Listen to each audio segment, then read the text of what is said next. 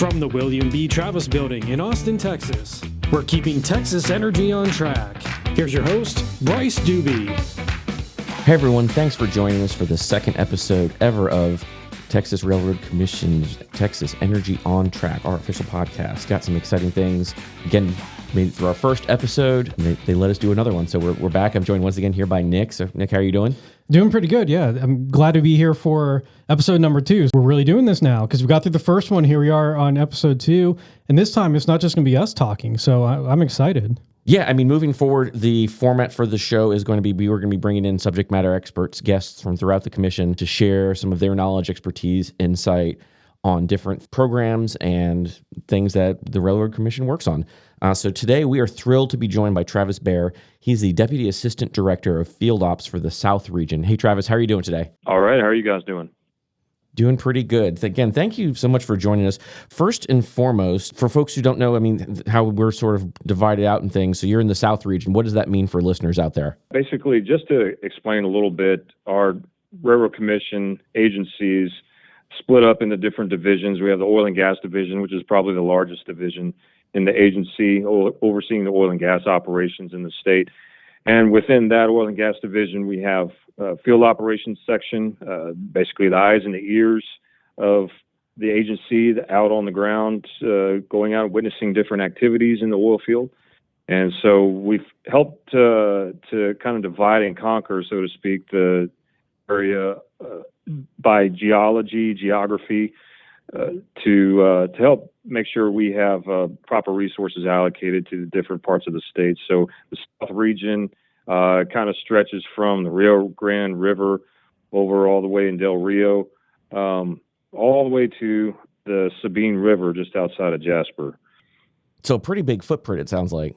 Yes, sir. Yes, we cover a very large area. And San Antonio District covers quite a few counties. I think we have 42, 43 counties, even though not every county, of course, has oil wells, gas wells in it. But definitely the majority of the Eagle Ford Shale down here in South Central Texas. I was just about to ask about that because you said that things are divided up geologically as well. And that's one of the things since I've joined the Railroad Commission, learning about some of these different formations that are throughout the state, which is where production takes place. So it's really interesting kind of picking up some of these names that I was unaware of before starting hearing, but now kind of hearing it's like, oh, okay, I know where you say this. I'm like, I know where that one runs. And I know Permian Basin's like you kind of picking up that geology thing. So that's interesting on how all of that is set up. How long have you been with the Railroad Commission? Yeah, so I've been with the Railroad Commission for just over 15 years now this year. In January, I hit the 15-year mark. I started off there in Austin in technical permitting, reviewing permit applications for landfills and land treatment applications, all dealing with oilfield waste. And then from there, transferred over to the field operations section there in Austin, before moving down to San Antonio in 2013 and beginning my career down in San Antonio from then, and moved my way up to district director and regional director here over the past 6 or 7 years. Well, first and foremost, I mean, thank you for all the work that you put in. 15 years is no small task. So that's an awesome accomplishment. And kind of speaking on some of that trend with some of that work that you've done, I think the 2 times I've met you in person, one was at your 15-year, I know we had a commission meeting, you were recognized at that. So that was one time. And then the other time I've met you, which is why we're really here to talk today, was out at a well plugging. Yes, yeah, that was a fun experience, being out just outside of Luling and plugging some orphan wells out there as part of our big projects that we have every year for the last 30, 40 years. So, yeah, I mean, I think, and that's what really the topic for today is talking about orphan wells and how all of that works. Because this is a big deal. I mean, we can start really simple for listeners out there who don't know. I mean, what is an orphaned well? Yeah, so an orphan well is essentially a well that an oil and gas well, possibly a disposal well too, that has been inactive, right? No production, no injection for at least 12 consecutive months. But then on top of that, the operator or the responsible company that has the requirements and the obligation to ultimately plug that well once it's reached its end of life, that company is no longer in business, or maybe they've defaulted on a legal order from the commission that they're just not able to comply with.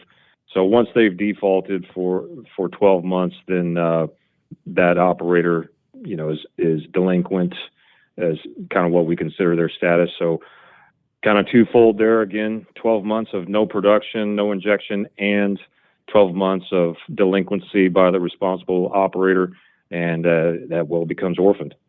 And I think it is worth mentioning that a vast majority of the wells out there that do get plugged once their production ceases and things like that do get plugged by responsible operators. I think we're upwards of, it's high 80s, almost 90% of wells getting plugged by the operators. But when they do unfortunately fall into this circumstance, this is when they, like you said, come onto our list. When we say orphaned, why is it important to plug a well? Well, it's really important to plug wells because they can become conduits, basically a channel for oil, gas, salt water, other mineralized waters to travel from deep down where the productive formations are up to potentially the freshwater zones, freshwater aquifers, or even all the way up to the surface and pollute surface waters. So we want to make sure that we plug those orphan wells properly to make sure they no longer are a risk to the environment.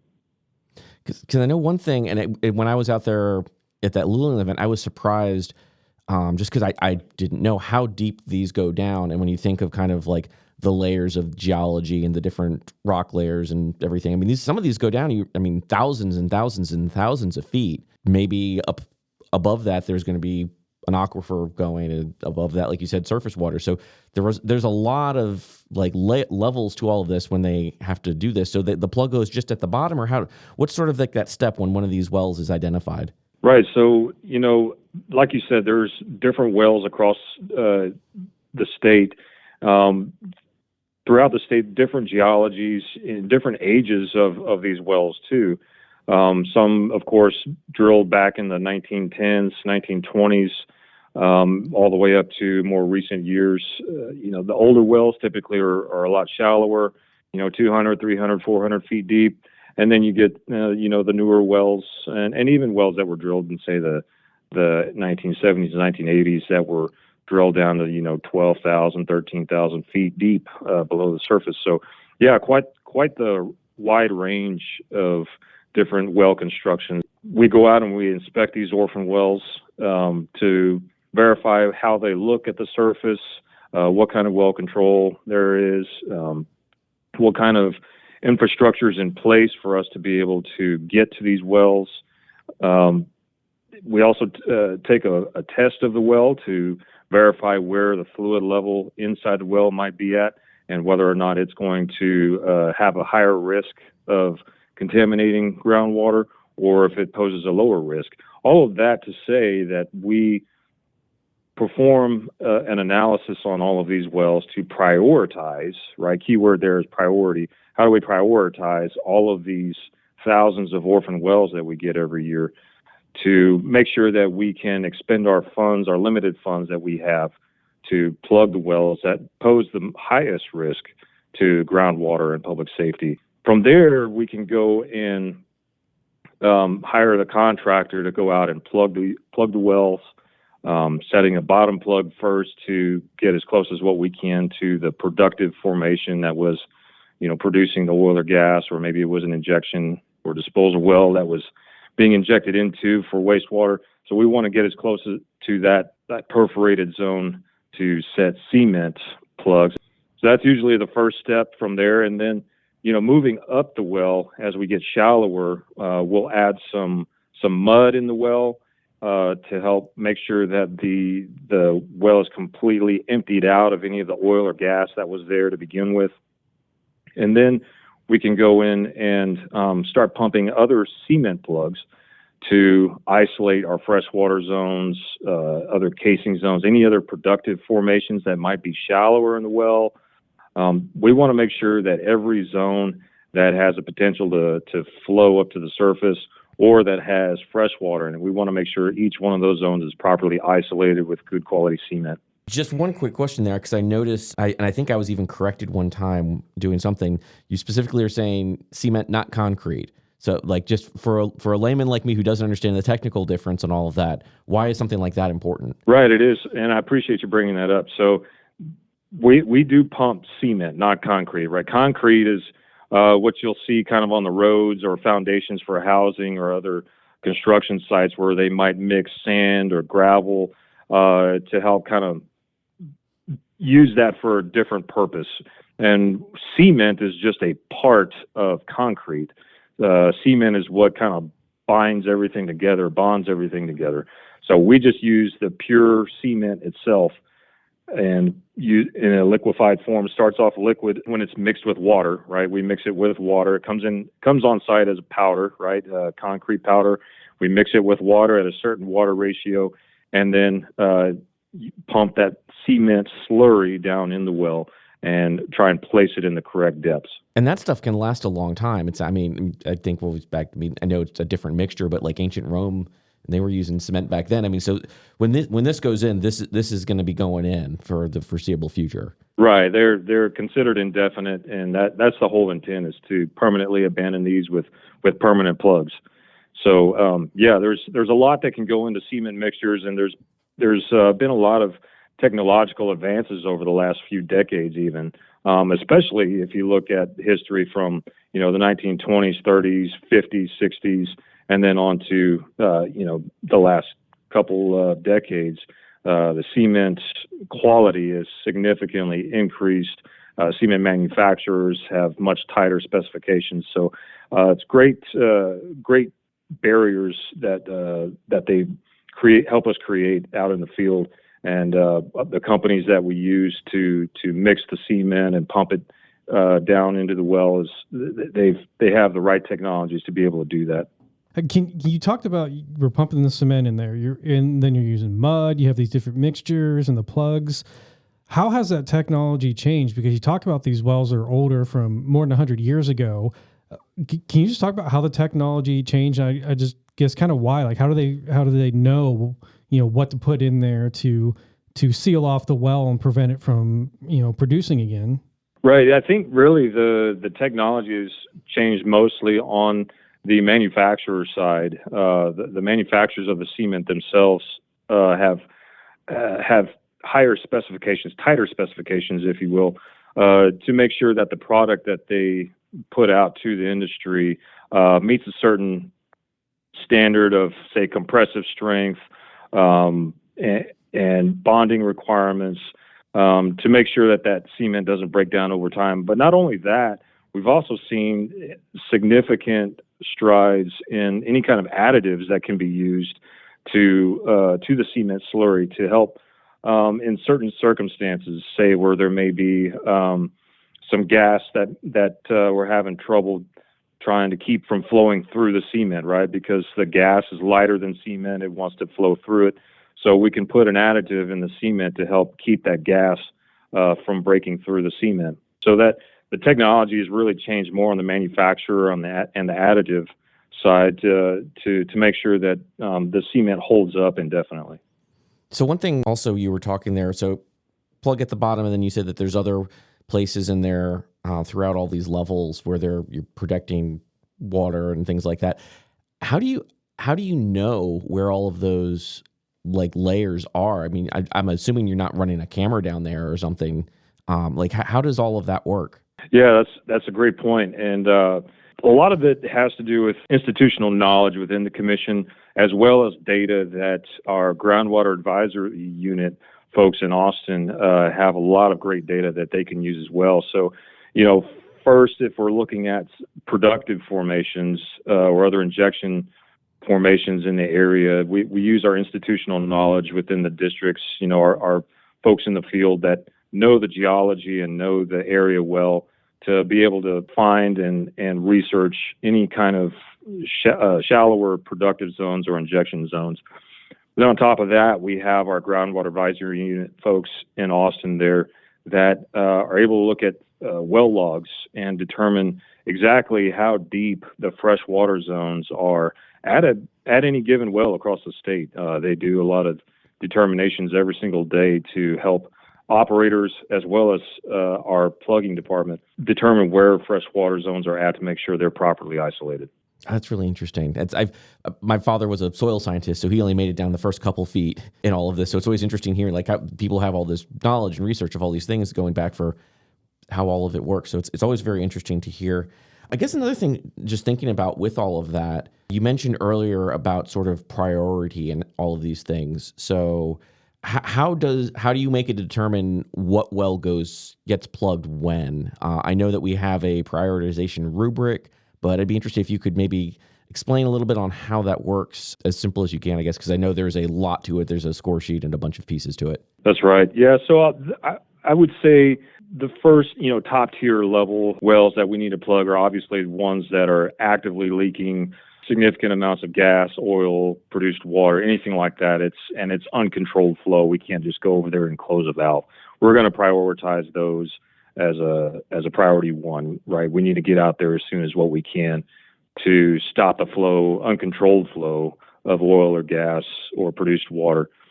From there, we can break it down a little further and look at what I mentioned earlier, the fluid level that might be inside the well, and verify if that fluid level is going to be protective of the freshwater resources, or if that fluid level is too high that if there was a well problem, that fluid in the well could then potentially leak into the freshwater aquifer, then we're going to go ahead and prioritize those next up the list.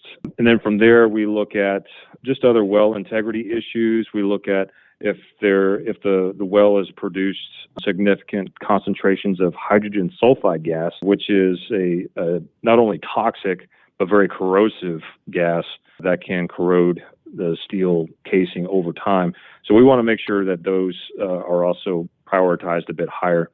Anything else that might pose a public safety hazard or pollution hazard, we want to prioritize those higher. And then from there, we're looking at the age of the well, the logistics of getting out to the well records, right? There's a lot of wells that were drilled back in the 20s and 30s that we just don't have a whole lot of well records on, or the well records are just really hard to find. So, if we can't find those well records, we're going to prioritize those a little bit higher as well. And you talk about getting to the wells. I mean, these aren't wells that are, or maybe there might be, but we're not talking about wells like right off I-10 or I-35 or, a major populated area. A lot of these wells are out, in the middle of nowhere because that's where the oil fields are and the gas fields and everything.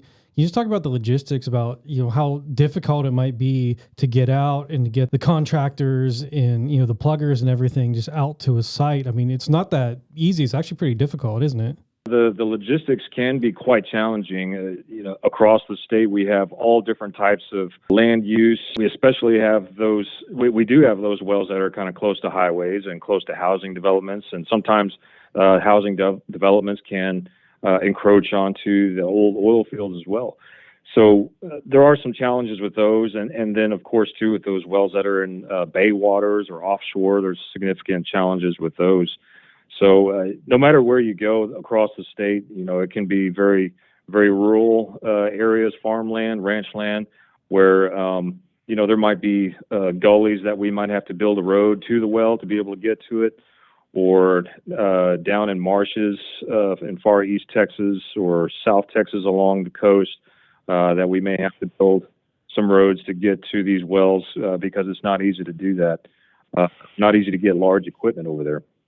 And the thing is, though, we've gotten, just to kind of toot our own horn for a second, we've gotten pretty good at this. I mean, I know we've had the program's been around for just over 40 years, and we've done about 46,000 wells, I think, have been plugged during that time as part of our state managed well plugging program. So, I mean, we're doing this. I mean, it's 1,000 a year, I think, the past few years. So this is something that the RRC is very good at doing and very experienced. And I know that's what you and your team brings to the table and all of that, and in our other regions across the state as well. I mean, this is something that we know how to do. EPA recognizes us for the strength of our program, things like that. Like this, we are good at plugging orphan wells. Yes, we are. We, like you said, we've been doing this for over 40 years, and we also use contractors that are certified by the Railroad Commission. We've gone out, we've witnessed their activities and their competency to make sure they can properly set these cement plugs in the well. And not only that, we also have our own experts out there in the field watching every move that's made to plug these wells, specifically the orphan wells. So our own internal experts that have, dozens of years of experience are out there, and we have quite the knowledge base of experts from those that are knowledgeable in wireline operations, plugging operations, drilling operations. So you name it, we've got an expert and several of them that can figure out how to solve the most complex problems. Yeah, I think it's all like I said, when we went out and took some reporters out to look at that plugging down and luling, it's a fascinating process, and there's so many different pieces I wasn't even aware of. I mean, I think the most interesting thing that kind of first saw was just the fact that y'all pull all the piping out from the original well and put in new piping to make sure that everything is going to be sturdy and stable and all of that before you even kind of get going. That was just fascinating to see. Yeah, that's what we try to do, and what we do make it a priority to use our own equipment, and by our own, I mean our contractors' equipment that we know is going to work properly. Whereas, we go out to these orphan wells, and a lot of times we don't know what we're going to get whenever we approach these orphan wells and we start pulling pipe out of them. There could be holes in them. There can be stuck pumps or stuck what they call packers or tubing anchors. All of that to say that, right, we try and get everything out of the way, out of the well, to make sure that our contractors can get their equipment that we know is going to work properly down to the right locations. And a typical well takes you, like a plugging operation, a couple days, or what does this process look like? Right. I think on average, it'd probably be safe to say about 3 days or so per well. But, there's sometimes where we can plug 2 or 3 wells in one day. And then other times, whenever we have a lot of challenges, it might take 3 or 4 weeks to plug one well. So, but on average, I'd say 3 to 4 days a well. It seems about right. Oh, wow. Now, just kind of one final question here as we kind of bring this all back around, because I know that there will be folks listening out there who might want to know. I've got some ranch land here in Texas, or I've got some property, and I think that there's maybe an abandoned well on my land. How do I get in touch with the RC, or to see if it's on the list, or what do I need to do if I know that there's an orphaned well out there? Yeah, that's a great question. So I think the first thing to do is call the district office, right? We have our website, a lot of great material there, but our contacts page shows where each district office is located by county. So you can look up your county and figure out which district office oversees your particular county.